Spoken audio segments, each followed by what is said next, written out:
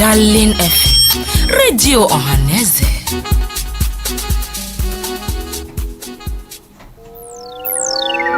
Ihe dị mma n'anya gbara ndụ. Onye ihe ọma na-adị mma bịa nara anyị aka. Darling FM 107.3 Owerri bụ ebe a nọ. Hapụ redio gị ebe ahụ. Ọ kụọla elekere 7 nke abalị.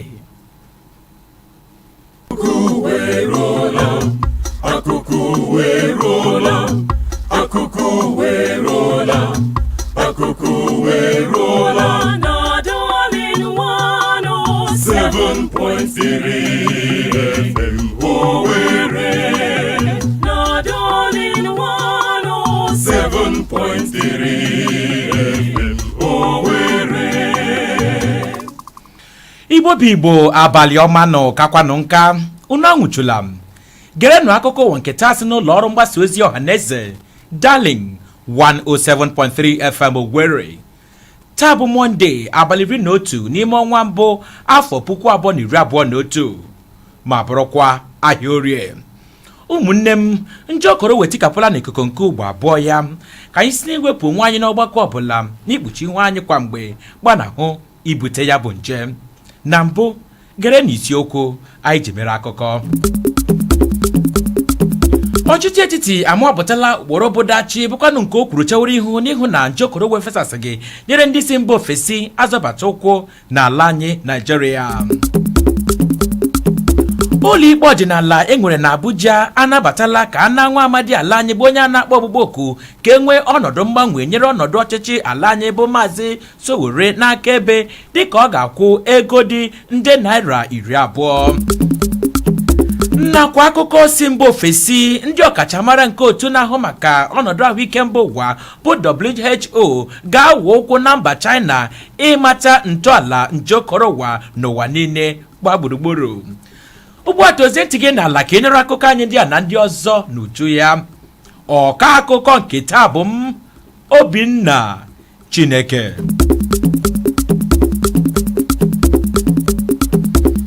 Ọchịchị etiti agala n'ihu kwuo na ọ mụọpụtala ụkpụrụ obodachi bụkwanụ nke o kwuru ga-eleba anya iji hụ na efesasịghị njọkọrọ ụwa nyere ndị si mba ofesi azọbata ụkwụ n'ala anyị Naịjirịa. Dịka ụlọ ọrụ kwuru n'ubu ya na-ahụ maka nje dịgasị iche iche n'ala anyị nwa dị isi kpọrọ Nigerian Center for Disease Control gara n'ihu kwuo ka ọ dị ugbu a na ụmụ amaala anyị dị 100,000 nọ na gbalụ njọkọrọ ụwa. Dịka ọ gara n'ihu kwuo na nke a bụ isi ahụrụ kwawa okpo bụkwanụ ka ọchịchị kwuru nyere aka n'ime apụta ụkpụrụ dịgasị iche iche ọ ga-eji hụ na ndị si mba ofesi abata ala anyị Naịjirịa efesasịghị ya bụ nje. Ọ gara n'ihu kwuo na ụkpụrụ ndị a mapụtara bụ dachi bụkwanụ nke nyere aka ịhụ na oke ala anyị na mba ndị ọzọ nwere ụkpụrụ amụpụtara bụkwanụ nke ga-eleba anya n'ime nnyocha tara ọchịchị na ya bụ ogbe. Atụmatụ abụkwanụ nke onye isi oche otu ọtawa ike nke onye isi ala hiwere na-ahụ maka njọkọrọ ụwa mapụtara gara n'ihu kwuo na ndị isi mba ofesi azabata ụkwụ n'ala anyị Naịjirịa ga-eme nnyocha gbasara njọkọrọ ụwa na-agaghị akarị abalị 4 bụkwanụ mgbe ha ga-eme ya bụ njem. Ọ gara n'ihu kwuo na a ga-ata onye ọbụla hụrụ dahere ya bụ atụmatụ ụta ya na ya bụ.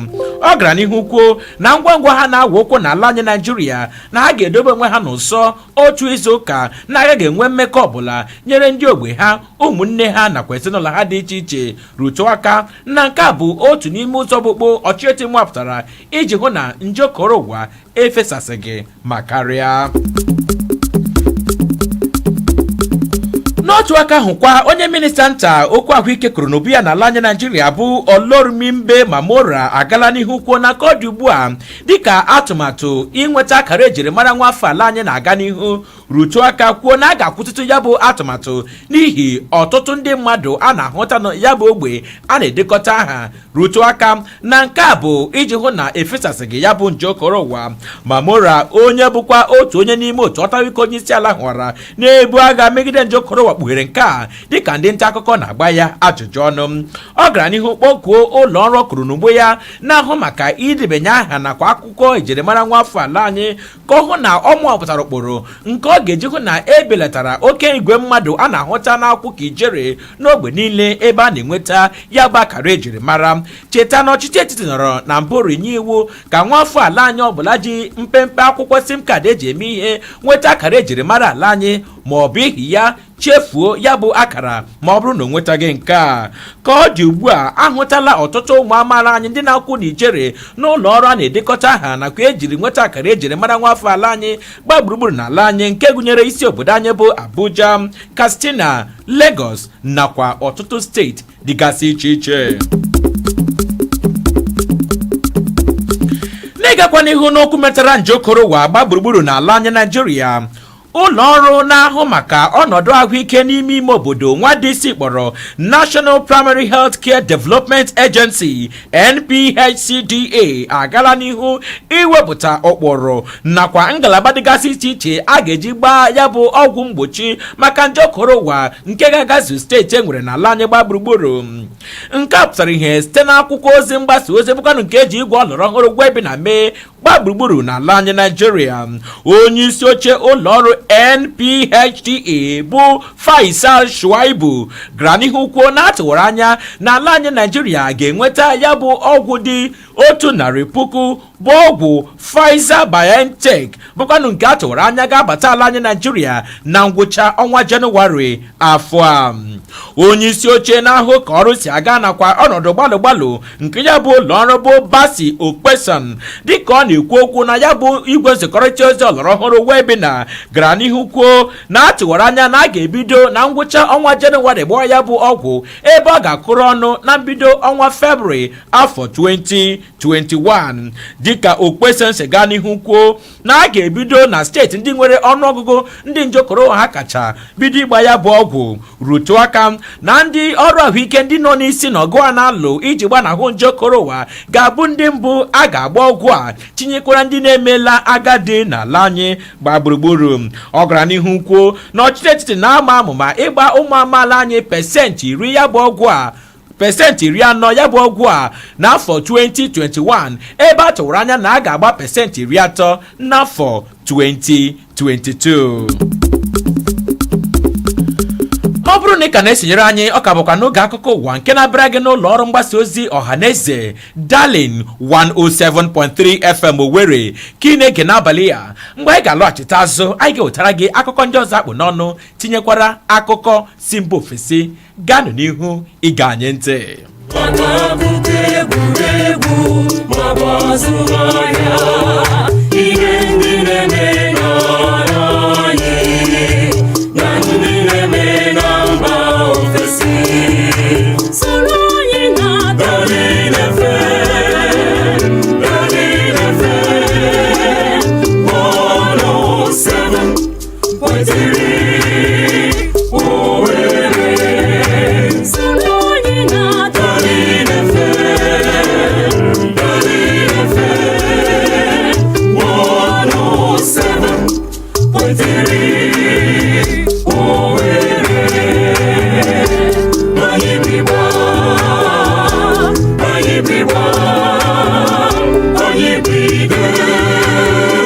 ọ bụrụ ma na-aga ma agarubeghị Igbo mụrụ m si na ije ka bụkwa ọgịga akwa tupu otu ihe ọrụ akwa mma ka anyị gazienụ n'ihu iwetara gị akụkọ ụwa ndị ọzọ fara afọ. Ụlọ ikpe ọdịnala enwere na Abuja anabatala ntọghapụ si n'aka ebe nyere onye isi oche otu a na-akpọ ogbugbo oku ka e nwee mgbanwe n'ọnọdụ ọchịchị nwadisi kpọrọ Revolution Now Movement bụ Omoyole Sowore n'ọnụ ego dị nde naira 20. Onye nke abụọ ruo na onye nke ise socha na ndị a ga-atọghapụ n'aka ebe si n'ọnụ ego dị 1 nde naira n'isi. Onye ọkaikpe ukwu ọdịnala ji ya bụ ikpe bụ Mabel Shegun Bello dịka n'okwu ya nabatara na a ga-atọghapụ Sowore si n'ọnụ ego dị nde naira 20 ebe ọ ga-akpọtakwa ndị akaebe 2. Ụlọikpe nyekwara Sowore iwu ịka nọrọ na Abuja ganye na ọ ga-eji ụkwụ abụọ ya na-abịa n'ụlọ ikpe iji saa aha ya kwa Mọnde na Fraịde ọbụla ruo mgbe a ga-achabi ya bụ ikpe. Ụlọikpe gakwara n'ihu inye iwu ka otu onye n'ime ndị akaebe ya ga-abụrịrị onye ọrụ bekee na-agaghị anọ ebe ọ dị ala n'ogogo 12 n'ọnọdụ ọrụ bekee. A na-ebo Sowore na anọ ndị ọzọ ebubo inwe ọgbakọ iwu na-akwadoghị ịgba izu ọjọọ na ibute ọgbaghara n'obodo. Ka ọ dị ugbu a eyigharịrị ya bụ ikpe ruo abalị 5 nke ọnwa Febụwarị afọ 2021. onye bụbụrụ onye isi oche ụlọ nzukọ omeiwu steeti Kaduna bụ Maazị Aminu Shangali agwala aka na-achị steeti ahụ bụ Maazị Nasiru El-Rufai ka ọ gbaa mbọ hụ na o mere udo n'etiti onye sinetọ na-anọchite anya gbanta vootu Kaduna Central n'ụlọ nzukọ omeiwu sineti ala anyị bụ Maazị Uba Sani ya na onye ka ọ dị ugbu a bụ onye isi oche ụlọ nzukọ omeiwu steeti ahụ bụ Yusuf Zeilani. mmadụ abụọ a na-adọga onye ji ọkọlọtọ otu ndọrọndọrọ ọchịchị pati ahụ na ya bụ ọgbanta vootu kpọmkwem na ọgbanta vootu steeti Kaduna.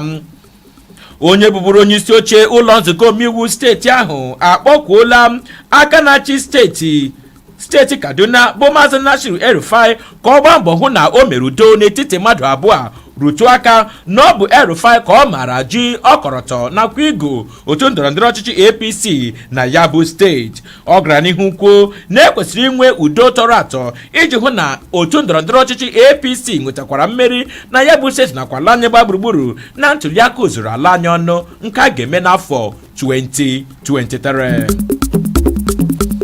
o rulanụ n'akụkọ si mba ofesi.